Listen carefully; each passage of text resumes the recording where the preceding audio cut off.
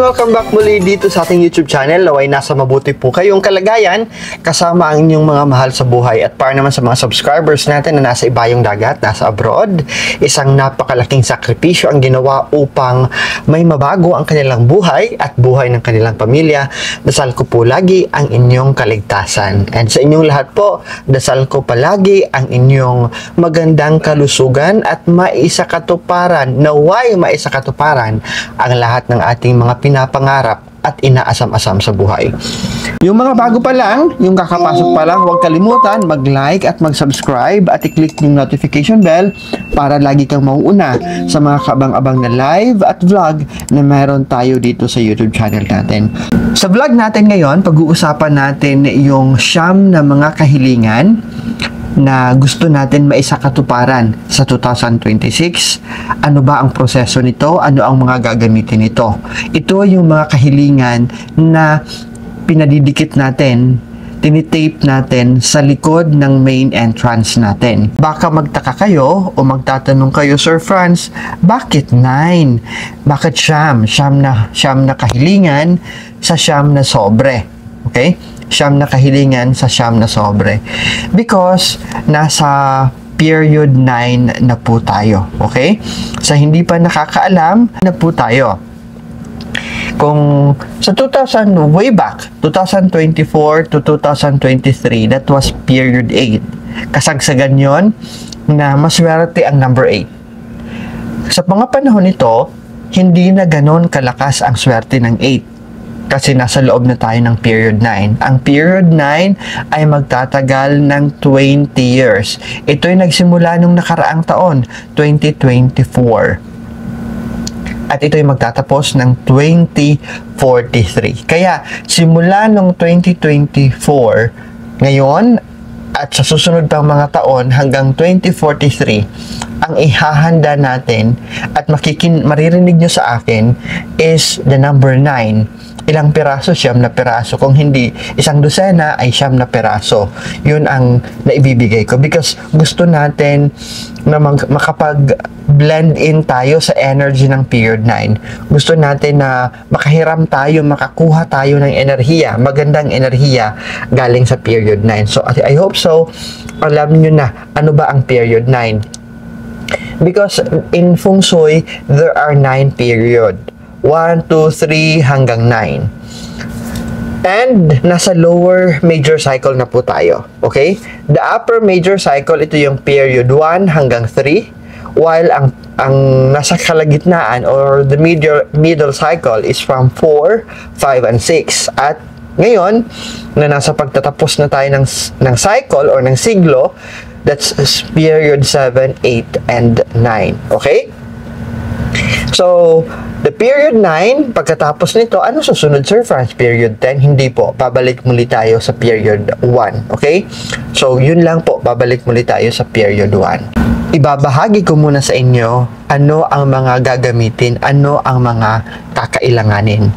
Nangunguna dyan ay 9 na perasong malinis na papel. Kung gaano kalaki, ay nakadepende po sa ampaw na gagamitin ninyo. I have here, ito yung gagamitin ko. I made ready of this small paper. Ito, naka-cut out na siya. So, dito ako magsusulat ng kahilingan ko. Okay? Pwede ba back to back? Yes, pwede pong back to back. Pero for this time, it should be 9 only. Makinig lang kayo ng mabuti kasi may mga specific tayong gabay na ibibigay kung papaano nyo ito isusulat, the right way of writing your wishes. Ilalagay natin yan sa 9 na angpaw. May mga iba't ibang klase ng ampaw. May maliit, may malaki, mayroong din itong iba't ibang design. Ang isasuggest ko po sa inyo ay yung kulay pula po na ampaw. May halimbawa po ako na hawak ko ngayon. So ito yung, if pinagtatabi ko sila, makikita nyo obviously, this is the smallest one. Ito yung maliit. Ito naman yung malaki. Okay? So, sa likod nito is just plain lang. Tapos, dito nyo bubuksan. Dito nyo ilalagay yung mga kahilingan. So, di ba sabi ko sa inyo kanina, gaano ba kalaki yung papel ay nakadepende po sa kung gaano kalaki yung ampaw ninyo. Yung hinanda kong papel ay para sa maliit na ampaw. kasya lang siya dito. Okay? Kasi itong small ang gagamitin ko. So, you can also make use of the big one. Nagets po? Siyam na ampaw sa siyam na papel. Sunod na kakailanganin natin na dapat nyong ihanda, of course, yung panulat. Meron tayong malinis na papel, meron na tayong sobrang pula, yung panulat na. Kasi magsusulat tayo ng mga ima-manifest natin, yung hihilingin natin. And, kailangan din natin ng tape or scotch tape. At kailangan nyo rin po ng tape, a specific tape na gagana at didikit doon sa pintuan ninyo. Huwag niyo akong tatanungin kung anong klase ng pandikit ha, kasi iba't ibang klase ang pintuan na meron tayo. Meron dito glass yung pintuan, meron dito wood yung pintuan. Pag-usapan muna natin, ano ba ang gagawin sa luma? Kailan ito papalitan? Pwede nyo po itong palitan sa huling linggo ng Disyembre. Okay? The last week of December is the best season para dahan-dahan tatanggalin nyo na yung mga pinadikit nyong ampaw. Napapalitan natin ng siyam na ampaw with siyam na kahilingan. Ano ang gagawin sa lumang ampaw? At sa mga wishes, kailangan walang makakabasa sa mga kahilingan na yon. Ang gagawin ninyo sa mga kahilingan na yon ay ibabaon ninyo sa lupa yung mga papel o di naman pwede nyo itong sunugin because that's already considered as part of our past. Whether gusto pa nating i-wish yung ibang hindi natupad, isusulat naman natin sa bago yon. At kung may mga natupad naman, it's good as na-receive nyo na, so pwede na natin yung ilibing sa ilalim ng lupa o pwede natin sunugin yung mga ampaw kasama na yung mga sinulat talaga nating mga wish. Susulat kayo ng siyam na kahilingan sa papel. At kung ano ang sinulat ninyo sa pinakaunang papel, yun din po ang kokopyahin ninyo sa 8 pang natitirang papel. You get the point? Ibig sabihin na pare-parehas or the same ang laman, the same ang wish na nakasulat sa siyam na magkakaibang papel. So, pwede nyong i-consolidate, pwede nyong kolektahin yung wish ng mga anak ninyo or kung sino man yung kasama ninyo sa inyong tahanan. Kasi pag-iisahin nyo dito. Sir Franz, pwede back to back kasi hindi magkasya. Pwede po. Okay? Uulitin ko, kung ano ang nakasulat sa mga wish na gusto nyong i-manifest sa pinakaunang papel, dapat sa natitirang 8 papel, uniform, parehas din po ang isusulat ninyo. Pag matapos nyo nang isulat yung siyam na kahilingan sa bawat papel, sa siyam na papel, ang gagawin ninyo ay isisilid nyo na ito dito sa angpaw natin. Halimbawa, I'm making use of a big one, a big angpaw.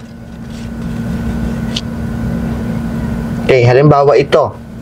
So, ang gagawin nyo po, if malaki, all you need to do is to fold it lang. Okay? I-fold nyo lang po ito. Kung may kahabaan naman, you can fold it into 2. Ganun lang naman siya kasimple. Okay? And, isisilyuhan ninyo dito. You are going to seal this one with scotch tape. Bakit? Para hindi ma-jink.